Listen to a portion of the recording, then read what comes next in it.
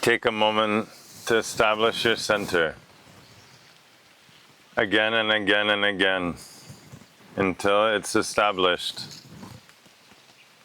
until it becomes a habit to be centered and grounded, to be present in your spine, in your hips, in your shoulders, in your breath. Sink in with your breath, with your inner rhythm, like focusing the lens of a camera, like aiming a gun. Then direct your mind back to the center, back to the source. Instead of going outside to calculate and more information,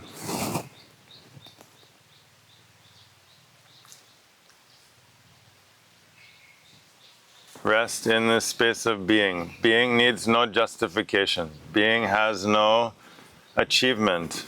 It's not success. To be yourself is not success. Life is naturally being itself. At the molecular level, cellular level, life is being itself. All of the plants and all of the microorganisms, the insects, the trees, everything life is totally being itself, not as an achievement, not as a source of pride or shame.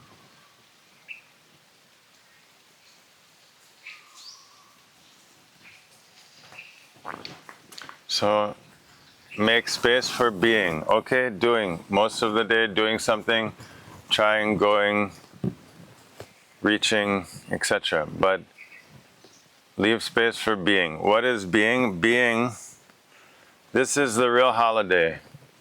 Holy day means the day where you're being, where you're present, where you're alive.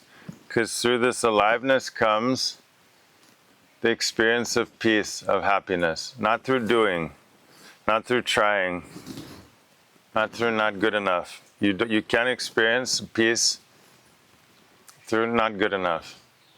So being is a holiday. You can have a holiday every day. Really, my experience is every day is a holiday. Every day is a new year. If it's only one day a year, then it's an expectation, and then you miss it, it's gone. If the holiday is somewhere in the future, some expectation, some story, and then today is lost, now is lost, this present moment. And so I've put all my chips in this present moment. This moment also includes everything. It's not separate, it's not hiding from life, but it's a kind of embracing of the aliveness of that is here and now. And so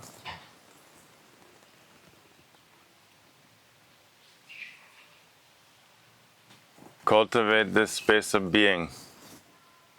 This is the foundation. Silence is the foundation for all the sound and talking.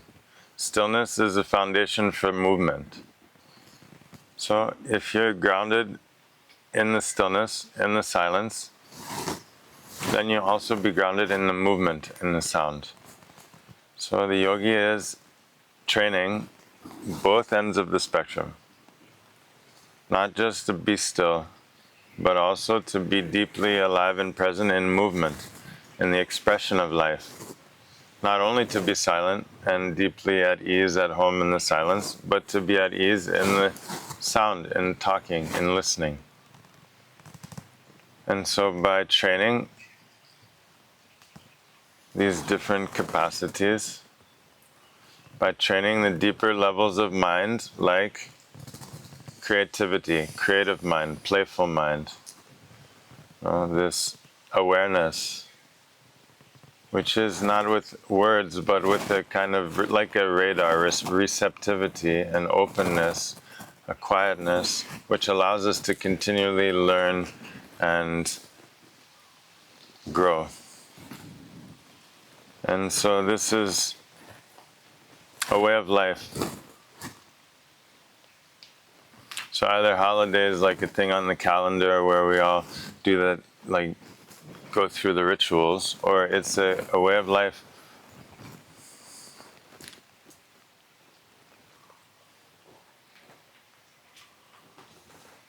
Now marks 15 years of also this Harlaya. And for the first 11 years we were in the village, and we had a space very similar to this. It was, we called the open air cinema, and we would show movies in there. It was a round space, like a gazebo that was outside. And so it's nice to be here. It's let's see, some questions today. What's your tip for incorporating the learnings in day-to-day life? So the practice is about living it. It's not about doing something, like learning something on the side, but the actual practice is to bring that into the rhythm of your daily life. And so, for one, every morning you take a shower, right? For sure, everyone takes a shower, you brush your teeth, part of the morning ritual. So I recommend strongly, before you start the day, before eating, before talking, before looking at your phone, take 30 minutes, 2%. If you don't have 30 minutes, 20 minutes. You can do it in 20 minutes. 20 minutes, you do about 8 minutes of movement, sun salutation, and a few movements or spinal sequence you can do in 8 minutes, 10 minutes. Then breathing 5 minutes and stillness for another 5 minutes, 10 minutes. And you do the same thing every day. You do it in your home, in a beautiful space. You cultivate your energy. And this is like tuning your instrument. If someone were playing a musical instrument, I would recommend every day when you start, before you start, tune your instrument and warm up.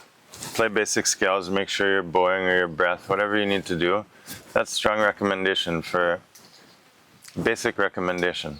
So the same thing for being truly grounded in ourselves, especially now that we're drowning in other people's shit. We're drowning in other people's stories. We're bombarded with stories of other people, many of them completely fake also. We're drowning in the news and propaganda of all advertising of so many people, so many mixed emotions and stories and everything continuously, that if you don't take time to tune yourself, your nervous system, your breath, your organs, your cells, your senses, your rhythm, your inner rhythm, then you very easily get swept away. And so like a sports player, like a musician, start the day, tune yourself, train yourself, warm up, and then do it as an experiment, 100 days. We recommend when you leave, 100-day challenge.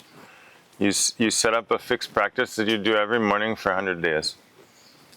20 minutes, 30 minutes. The first 10, 15 times it might take effort, but then the practice carries itself because you get charged. 20, 30 minutes is really, it's nothing. It's a couple YouTube videos.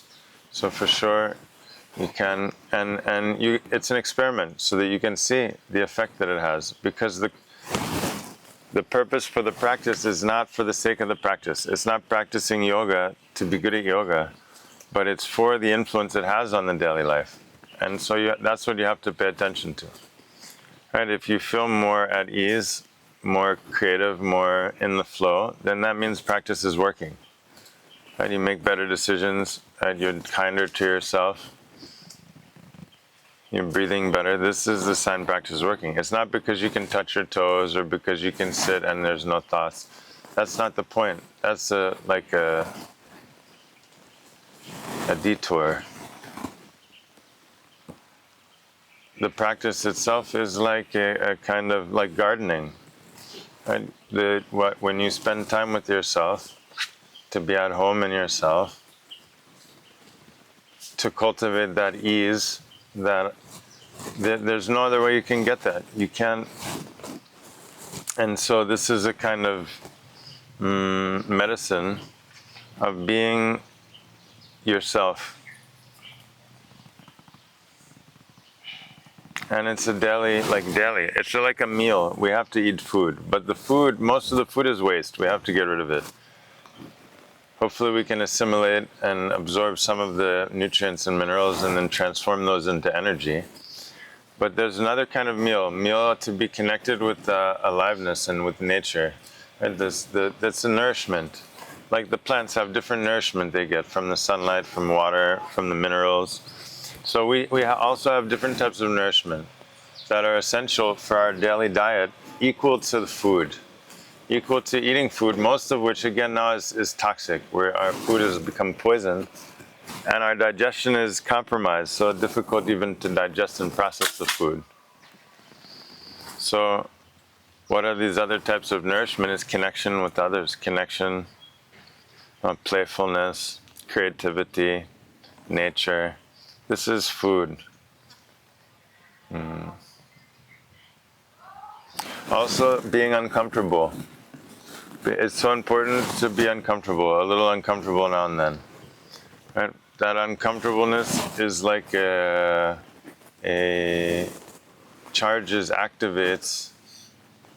the certain biochemical process, and it's like a training for where playing sports. Having that little bit of resistance and uncomfortableness, but not giving into it, creates a kind of inner strength and sharpens the willpower that then carries into all of our interactions. And so this is important, especially in this age of comfort and ease, and everything's convenient. Everything on my phone is exactly what I want. Everything I get what I want. I order my thing, I get it how I want. Everything is ease and convenience. So that the uncomfortableness of the ego to be challenged, then it helps to sharpen and awaken a deeper kind of strength, a deeper power, deeper focus. And so really the daily practice is like that. It's like sitting in the fire. Yoga has a kind of fire. We need that inner fire. Through meditation, it's a fire. It creates this inner fire. And so the practice is the daily life. It's not how you can't integrate it into the daily life, because the practice is your daily life. It's not something separate. We don't have a daily life and then a practice and a family life and then a work life, and then we have a million lives. We become completely schizophrenic. So too many lives. One life. This is also important. This integration means one life. To have one life. And so the practice is the life. Practice is life. How we carry ourselves, how we interact, how we treat ourselves and those around us. And so for sure, daily training, daily tuning, warm up the daily, and to nourish with not only the food, and good food is important. Make your food, fresh food, alive food. The vibration of the food and also putting your love into that food is really important. But to nourish with other things like connection, sharing, creativity, playfulness,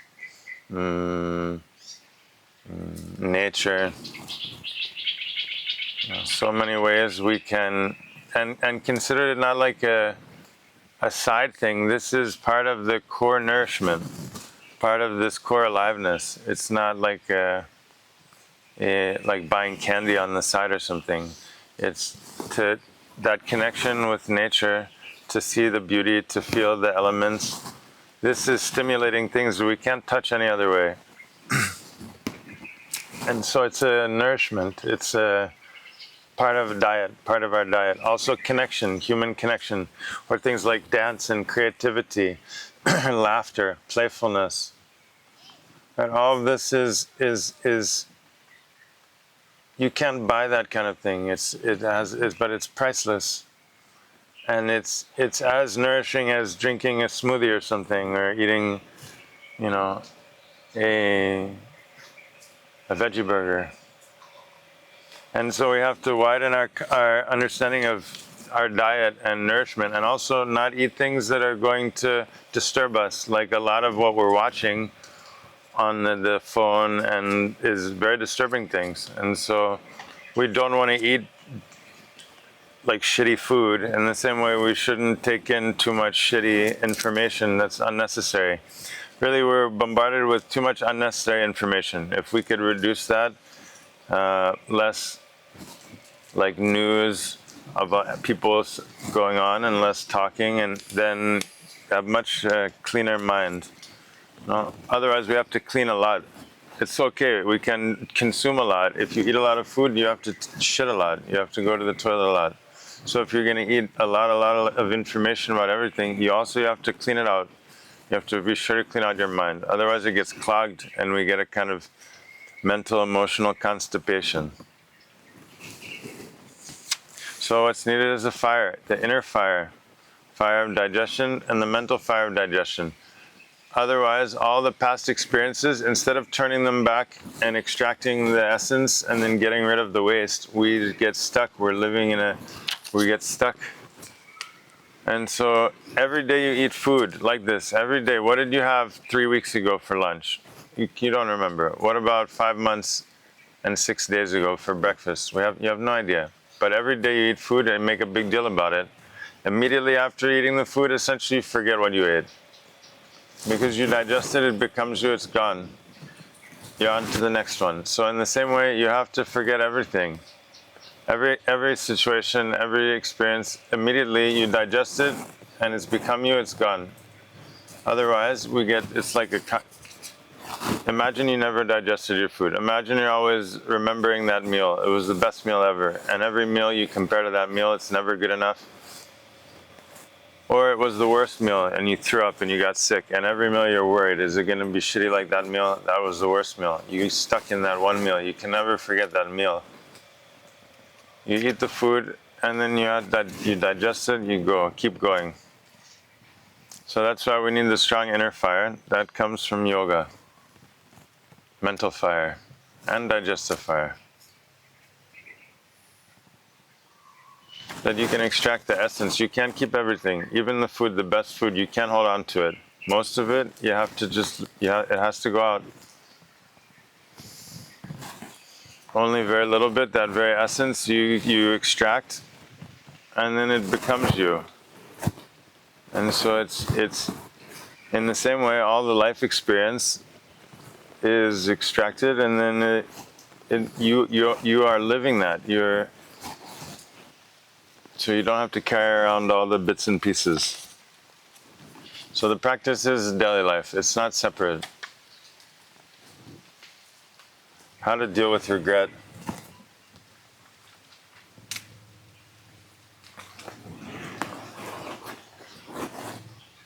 First, deal with the present moment.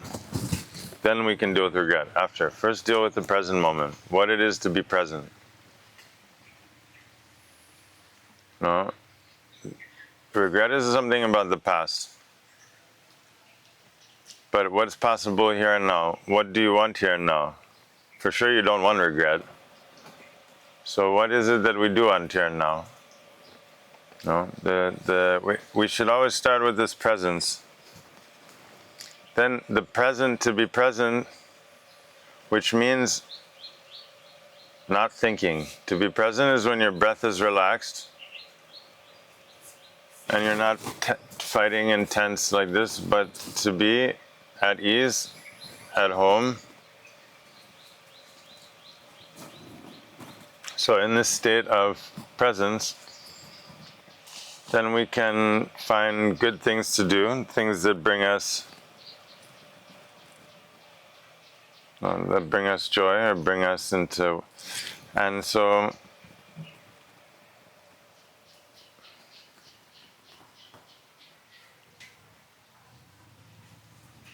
more and more you focus on this presence, little by little the past falls away by itself.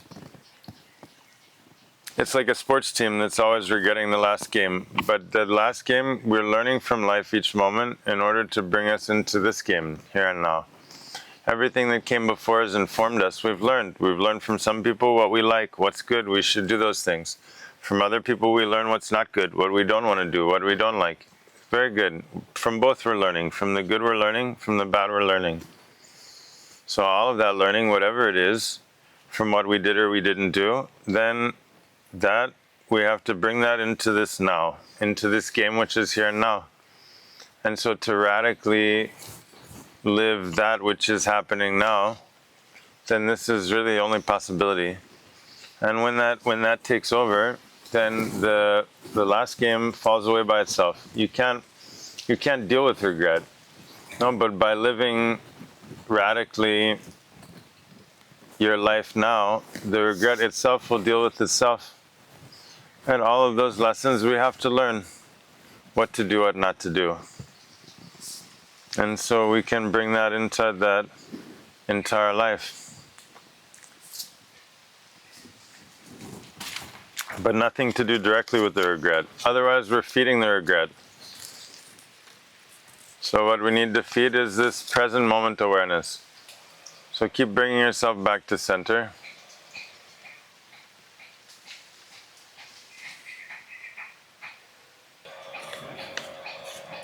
What do you think about the end of relationships? Marriage, friendship, dating.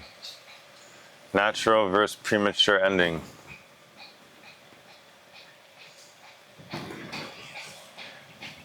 In the structure of time, we say there are 3 phases: beginning, middle, and end. Creation, preservation, and destruction. And so in general, everyone likes the beginning, like if someone's born, or a new relationship, a new job, everyone's excited. The middle is okay, but the end, no one can accept the end, no matter how it comes. When is it? It's always too late or too soon or something. When is the end ever correct? We can't accept that. We can't accept the end somehow. Especially now that death has become something very taboo and wrong and evil and hidden, as opposed to part of the natural cycle of life, inevitable. Every moment my cells are dying. If they stop dying, then this is going to be the relationship will be done. No, life is dying every moment, which gives birth. This will be food for life. Everything is life. It's not my life, but life is moving through these 3 phases of creation, preservation, destruction, or birth, existence, death.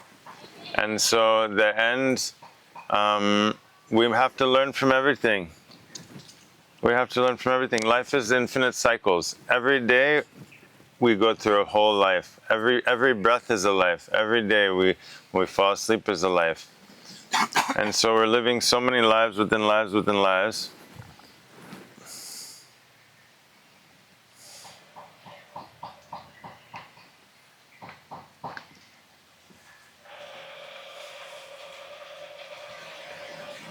So what is natural? Someone dies, or so every relationship, really, even like someone we meet and just speak to for an hour, that can have a life-changing impact. Every moment is life-changing. Every connection is a soulmate. Every person we meet, we're destined to meet that person. Even a short interaction, everything is having these infinite ripples, effects that we can't understand or see or know. And so everything has a beginning and a middle and end. Everything has an end. What to do? We don't understand anything about the nature of time and the cycles, all these things. Now we're trying to interpret with a modern understanding of social roles, interactions, life, all these things. Not possible to understand. We just have to be in a mode where we're flexible and we're present so that we can learn. Because in the beginning, it's a certain dance. You have to dance that dance. In the end, a different dance. In the winter, you dance the winter dance. In the summer, you dance the summer dance. You try to dance the winter dance in the summer, you're going to be moving against the flow of life. So whatever's coming, we have to flow with life. We too, this will end. The ending of this relationship, of this body, of everything. And so whatever the dance, then we have to dance that dance.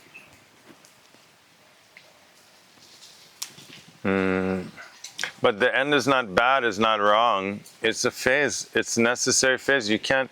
Every tree has an ending. Every life has an ending. That becomes another beginning.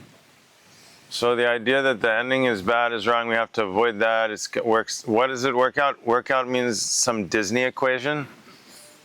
What does that mean? We have some ideal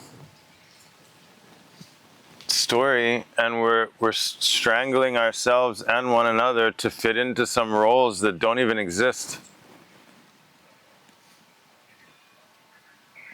So the good news is it can work out. Nothing works out. It is what it is. Everything is what it is, and is moving through these infinite cycles and layers that are beyond our understanding. And so the end,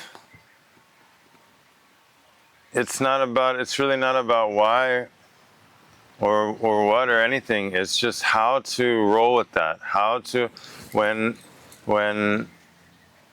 it's raining out, then you pack your raincoat or umbrella or something. When you have to just be flexible to, otherwise you're fighting against life and fighting with yourself, and that no one wins that one. Everyone loses. Look around, everyone fighting.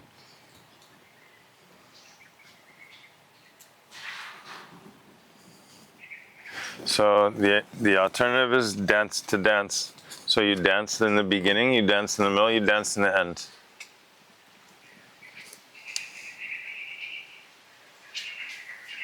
Because there's no end. Every end is the beginning. There's no end. What has ever ended?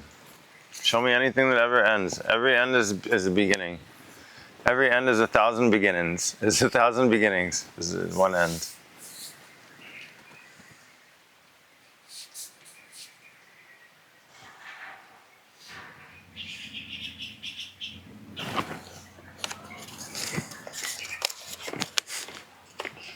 How do you balance softness and self-compassion with discipline in sticking to practices when it's uncomfortable?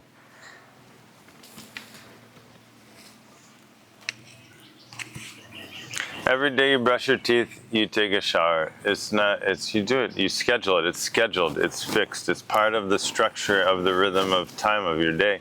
Every day you eat food, every day you go to sleep, every day you have rituals. You have rituals that are programmed and structured within the flow of time. You just program this within time. This is so much easier than going to the gym and really pumping out a crazy set and going hard. This is, the practice itself should feel like walking in the garden. It's like blissful. It's like getting a massage where like everything is awakening inside you and you feel alive. If you're really miserable doing the practice, then maybe something is a little bit off, too intense or something, because the practice itself is like a wake up from within, like a cup of coffee that's in your cells and organs and blood and nervous system. And so it's question of linking everything. It's just part of the structure of the day. You just program it in the day and you have a fixed thing. The big part is this having to make constant decisions. And so that's why you program a fixed practice. These postures in this order for this length of time. And use a timer. Put a timer, 45 seconds or 1 minute. Boom, put your timer, bam, go. Hold the posture. After beep, beep, beep, the 1 minute, you can either stay in the posture, come out, then integrate, then next one, boom. You just go, and it's the same order, same thing every time. Then the breathing, same thing, use a timer. Put the timer, do your breathing, you hear the beep, turn it off. Then it takes out the accountability out of your hands. It's just fixed. Same with the meditation, so 12 minutes, bam, you put your 12 minutes instead. And before you know it, it's done, it's over, you forget about it. Next day, you just repeat. Take notes. You can increase the length of time of it, but it's become almost not mechanical, but mechanical. In the initial stages, playing the violin, it just sounds like squeaky noise for months, but eventually it starts to come together. So the same thing, at first because anyway, it doesn't matter. We want to be good at it, but you don't have to be good at it. Don't be bad at it. Anyway, the point of the meditation is not to feel good, but it's to release all of that whatever, so that the other 23 and a half hours a day you feel good. The other 23 and a half hours a day you feel grounded and centered and focused. That should be the focus. It's not on, the practice is difficult. Practice isn't so difficult, and if you experience the benefit in your daily life, that should be enough to get over the first 10 days, 20 days. After you've done the practice 20, 30 times, the practice does itself. It's effortless. Even you're hungover, tired, you didn't sleep at all, just drag yourself when you start and it just clicks. It's like in your bones, in your cells. So and that is softness and self-compassion, because if you know that it's good, at first you have to kind of push yourself a little bit. Otherwise, if we're all the time lazy and just allow ourselves to just do whatever, that's not self-compassion. But also we should be very loving with ourselves, not do the practice from a place of I'm not good enough. Oh, I'm not good enough, I can't do this or that. But instead to practice from this place of feeling yourself, to be with yourself. That's the point of the practice. It's not to do it, to get it done, to bang it out.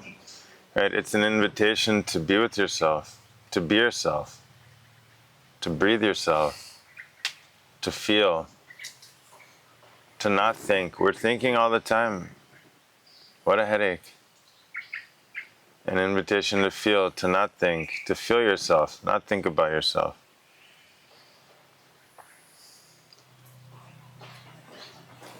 And so this becomes sacred time. This becomes the holy day, the holiday, to be at home in yourself every day.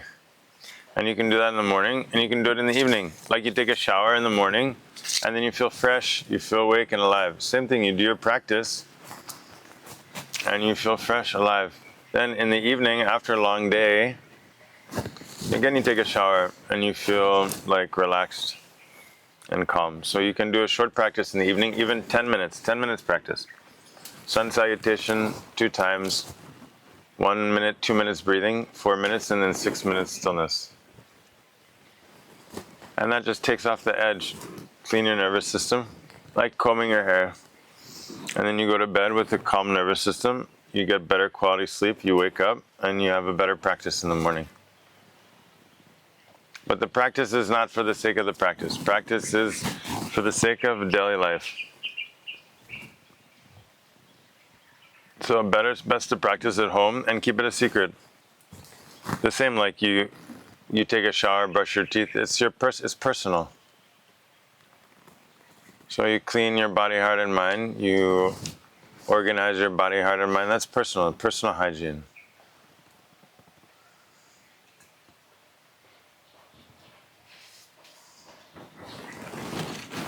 Question. What is Joel's journey? Has he spent time with masters? How much time does he meditate a day? Oh.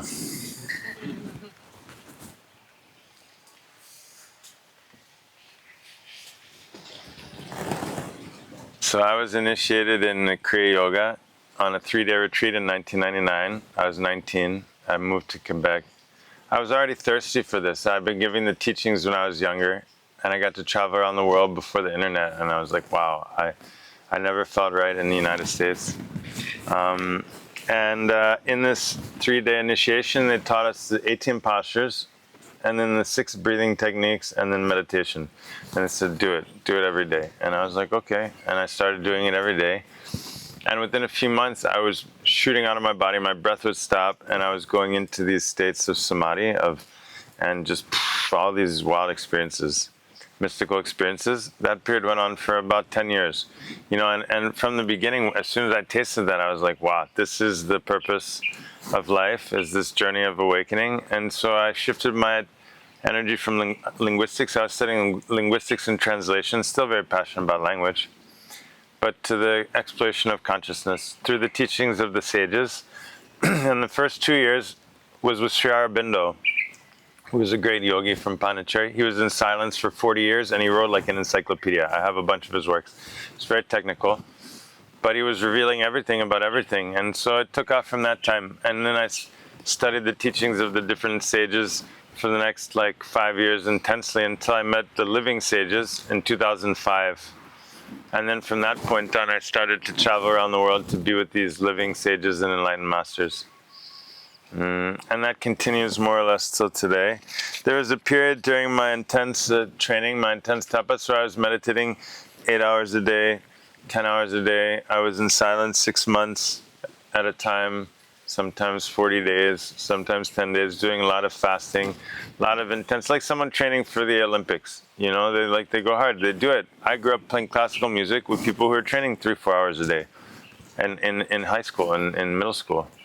So to train for the consciousness was, for me from the beginning, that was just clear. That was how you do it. It wasn't like go to a yoga class and do the yoga class. It was a different style of that I was raised in. And so that was most of my life from until 2010, 15 years ago, when I ended up here in Cambodia. Totally surprised. Never planned to come here, never planned to teach, never wanted to teach anything. But after I was initiated in that first retreat, and I understood, I said, okay, as long as this takes. At the time it was like this idea of there's some kind of enlightenment. And so it's okay, it takes 10 years, 20 years, 30 years, whatever. I'm going to pursue this and see what happens. And then we'll see what happens next. And so that's what brought me here 15 years ago. Could you explain about the seed bracelets again? And what you're doing in ringing the bells and burning incense? So, sacred space. Nowadays, everything has become kind of like material. Nothing has real meaning or value. But this idea of creating sacred space within us and in our home, in our immediate environment, and honoring that space through the elements. So we have 5 elements, right? We have earth, water, fire, air, and space. And these are represented in different offerings that are given in traditions all across the world. Flowers for space, right? Incense for air, water, or different type of holy water for water, candle for fire. And then that leaves the earth, which can be like different things, herbs or sandalwood powder or something, different things. And so, in these sacred space, our altar is a place where we can collect energy. Also in these, the body is a temple as well. Our body is like a sacred space. And so by honoring that with the clothing that we wear, or with different types of precious metals or stones or seeds, this is Rudraksha seed. This is a very powerful seed from India. It helps in many ways, but it's just a way of creating that. It's a relationship, and a way to integrate that in our daily life. So I'm offering the flame, incense, internally connecting. It's these small rituals, right? They're rituals we can include in our daily life, which will help us to be more grounded. The same like we have rituals that make us totally freak out, like grabbing our phones and spinning out, or eating unconsciously. Well, there's certain habits that we have that bring us into a deeper sense of presence and connection, and certain habits we have that bring us out. And so if we can start to recognize those and to include in our daily life, things like journaling, right? That's a great habit / ritual that we can do, to have our journal with us, and to take 5 minutes to do some gratitude journaling, or to journal about some insights that we have, or after our meditation practice to take some notes. So these are different ways to anchor this way of life in the daily rhythm, in the daily cycle. How did your upbringing shape your path? Did religion play a role? Did you face resistance from family about the path you chose? Yeah, so for sure, upbringing was useful. I grew up in a middle-class Jewish family in the suburbs of Philadelphia. And I was raised in a conservative Jewish family. We lived near the synagogue, and I used to love the chanting. I used to go to listen to the chanting. I went to Hebrew school. And when I was 13, my parents got divorced, and it was really ugly. My dad was a lawyer, and so it was a bunch, 7 years in the courts, and then going back and forth. And so I think that was really useful for me, because one, it brought a certain amount of detachment, and I would put all my energy into my studies, into studying language, playing music, playing sports. And it gave me a kind of grain of salt with which I saw that all relationships have this will go the way they go. So I wasn't too attached to living in one place or speaking a particular language or even being in any particular religion. And so when I was 18, I left and did my studies in Montreal.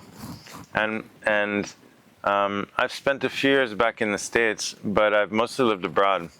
And so I've lived in different cultures, speaking different language for years at a time. And I feel like that allowed me to really go deep into all these different perspectives and ways of seeing.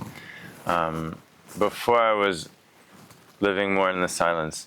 And so my parents have always been very supportive of me and my endeavors. They never resisted. I was always kind of wild and on my own path from a young age. I was playing classical music, and I got to travel around the world with these orchestras playing throughout Europe and the big concert halls. And so they were always really supportive because I was always doing good stuff. It wasn't like I was delinquent. I wasn't called to be in like a business world. I thought I was going to be an academic working in language theory. I loved it. I loved the language, but it was limited when I discovered the silence. And so, no, my parents have always been very supportive, and I think that my upbringing has afforded me certain qualities that allowed me to like live in the village here in Cambodia. I spent 12 years in the village. The first 3-4 years, we didn't even have electricity, but it never fazed me. I never thought about it. And even now, like the way of life, it's like 24/7. I'm fielding and dealing with all kinds of things at every different level, every moment. And so I think that my training through childhood and then later living in community. Then it's starting in 2002, 2003, I started to live in intentional communities. And essentially for the last 25 years, I've been living in community. And so many lessons come through that kind of shared experience where it's like everyone becomes family. Like imagine this, but we're together for 9 months. I spent 3 years in a center that was doing this kind of program, but it was 9-month cycles where we'd have 3-month semesters. And so there's such a depth of connection and sharing and learning and support. And so that's really been like a big, big training for me these last 25 years. And so to answer shortly, I'm still growing up. I'm growing up right now, for sure. I have no question. I was growing up in the United States. I grew up in Canada, grew up in Brazil, growing up in India. Now I'm growing up in Cambodia, and I'm learning every day. I'm 100%. I'm learning every day, radical, like not like little bits and pieces, but a radical evolution of everything that I've ever thought and believed. Each day, each moment is evolving and growing and shifting and is free. And I'll continue to grow and to grow up and learn every moment until the day that I leave this body, for sure. I don't believe this concept of adult. I think it's a kind of like a cop-out, something like, and so I feel, it's whatever I was learning then, I'm still learning it now. Question: yoga is spiritual and sacred, but ultimately we're all human, and that can lead to some funny experiences. What's the weirdest or funniest memory from your yoga journey? Every moment? No, but yoga means every moment is hysterical. This is a big joke. This whole thing is a joke. Look at me. I mean, just look at this place. Look at this. What are you talking about? The funniest moment, the funniest thing is that it's even happening. That this is happening is crazy. It's hysterical. No, it's ridiculous. It's incredibly funny moments. All day, every day. No, the real enlightened sages are laughing all the time. They're not serious people sitting up on some pulpit or something. Oh man, there've been so many. I'm not good at remembering things because it's like I'll eat the meal and then I immediately forget it because this next meal is so incredible. I remember. There was the funny story. They reminded me. I just gotten a cell phone. It was like 2017, and they had those indestructible cases. You remember they used to advertise indestructible cases, and I was so proud. And I got the case, and I took it to the meeting for a retreat was starting. I said, "Guys, look, I got this indestructible case." I took the phone and I threw it, and the screen just smashed. It hit the ground, and the screen just smashed. It smashed into pieces. Did not protect the screen at all. Oh, there have been so many. I mean, gosh, no. Every day there are countless ridiculous moments. I can't. The great thing is I don't need to remember them because they keep happening. No, it's just an endless flow. Greatest joys for me too is every night I get to cuddle up in bed with my wife and my son, and the co-sleeping. I think this is the vibration, that the rhythm, the breath, the whatever chemicals are released in my brain. It's really one of the sweetest, most high, intoxicating, and divine experiences. And I've been talking about this for years because I didn't grow up sleeping with my parents. I didn't know that was a thing. But until 100 years ago, it would have been absurd not to, I think, anywhere in the world. We didn't have all these rooms and separation and everything. And there's something, at a biochemical level, and so that it's not funny, but it's like something very divine. Yeah. How to break through the resistance to meditate or just be, when you know you need it, but all resistance is kicking in and stopping you from showing up for yourself.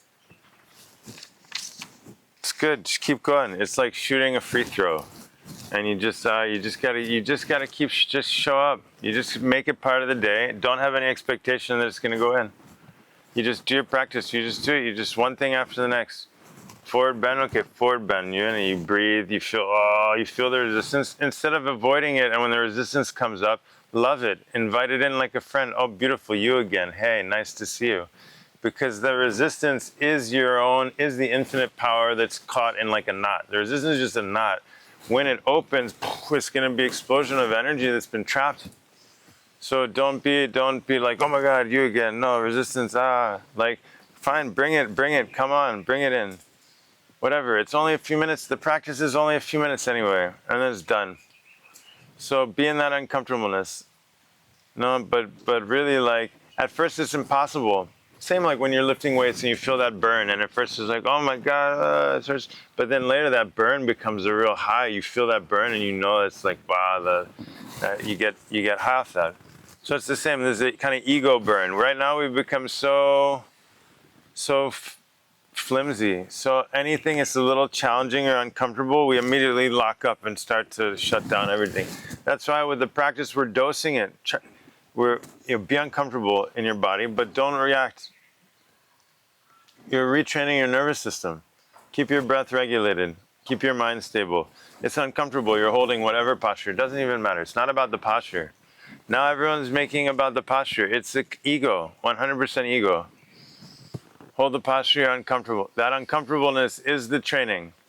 Be with the uncomfortableness, but don't even call it uncomfortableness. It's just a certain vibration, rhythm, tension. Use your breath and sharpen your mind. Then it's done, and then forget about it. And you do the next one and the next one.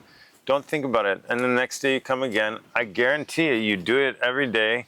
If you shoot free throws every day for a week or two, eventually you're going to start to go in. Whether it's uncomfortable or not or whatever, that will go away. The only thing is to stick with it. You just have to keep at it. That's why we recommend 100 days. That's enough. In 100 days, you'll know.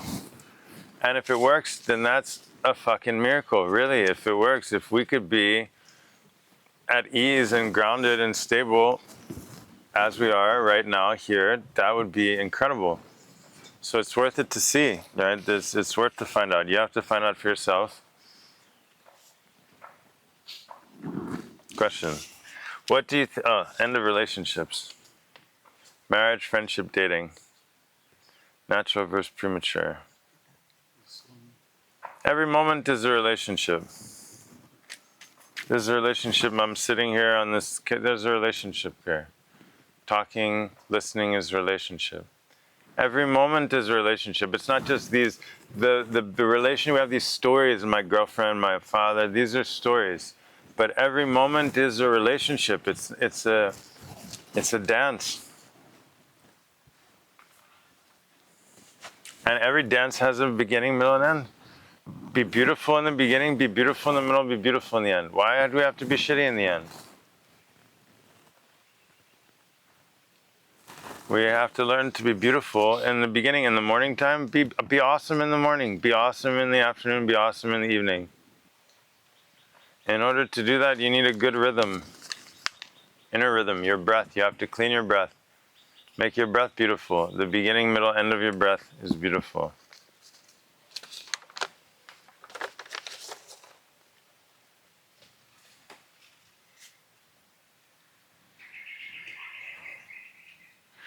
So this is a question about forgiveness.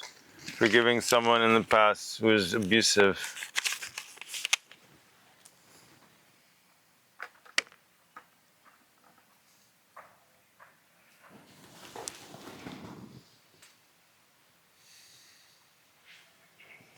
Yeah. Everything has brought us where we are. Everything has, all the good and the bad. We learn, every moment is a gift that we're getting. Some is things that we don't want, some that we do want. And so what's important is like a plant that has deep roots. Then the drought comes, it can survive. It can get the deep water. Too much rain comes, also it can survive. Too much wind, no problem. Because we can't control, the plant can't control the weather. We can't control the circumstances of life, where we're born, the people around us. We can hardly control ourselves. Let's be honest. We can barely control ourselves, what we say and what we think, let alone control anyone else. And so these are beyond our control. So to try to control something beyond your control is a certain type of torture. That's how we get so and so what we can do is to establish deep roots, to train, to tune yourself, to clean your body, heart, and mind, to be in a state of deep listening and presence, so that you can honor yourself and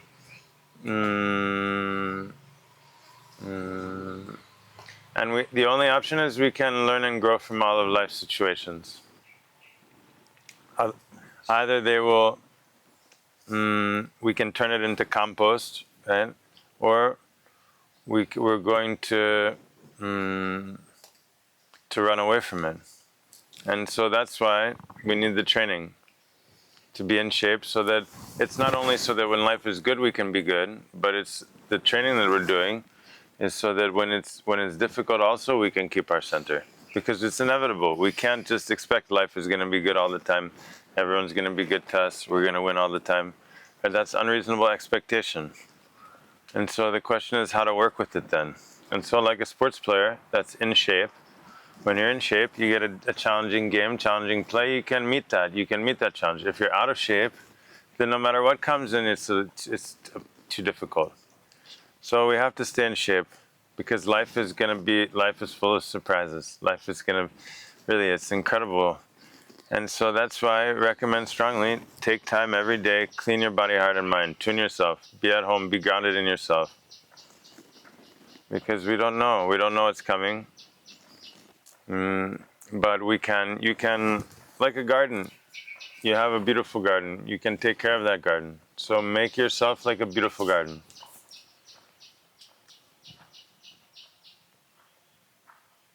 Then that will ripple into the way everyone treats you and sees you and interacts with you.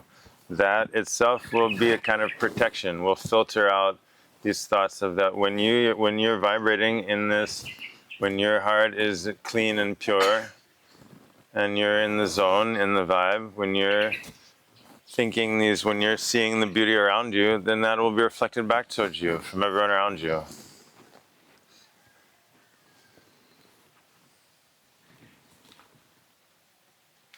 And everything has brought us to here and now.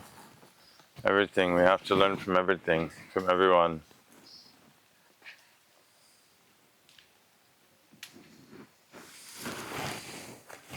So today is the New Year day, but we have to say that every day to live the day like the New Year.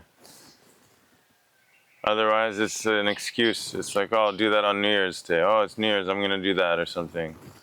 But it's not, to have that, not like the last day of my life, but like that this is the day, this is game day. Right, game day. When it's game time, when they blow the whistle and it's game time, then you really give it your all. So when is game time? It's right now, here and now, this present moment. So New Year's Day is like that. And so if we can live with that same intensity, like the children are living. The children are living so fully every day. There's a kind of excitement, a enthusiasm, to learn, to grow, to explore. So we don't need to kill that. Even we have serious responsibilities and things. You have to nourish that sense of wonder and beauty and wildness and aliveness, for sure. You don't need to kill that.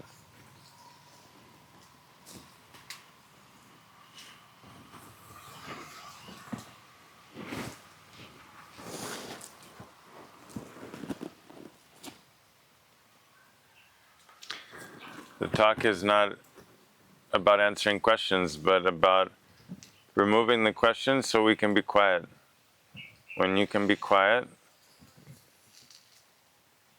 then all the answers will come in your heart. Then you already know. When the mind is disturbed, then we keep jumping back and forth, can't figure anything out. So really the purpose of the Dharma is to rest in that space beneath the words.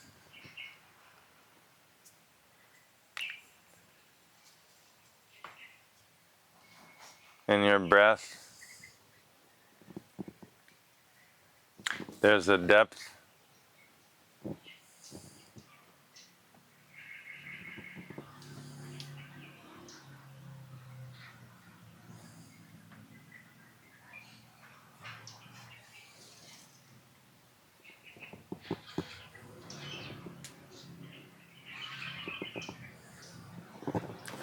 We'll close chanting Om together. One time, inhale deeply.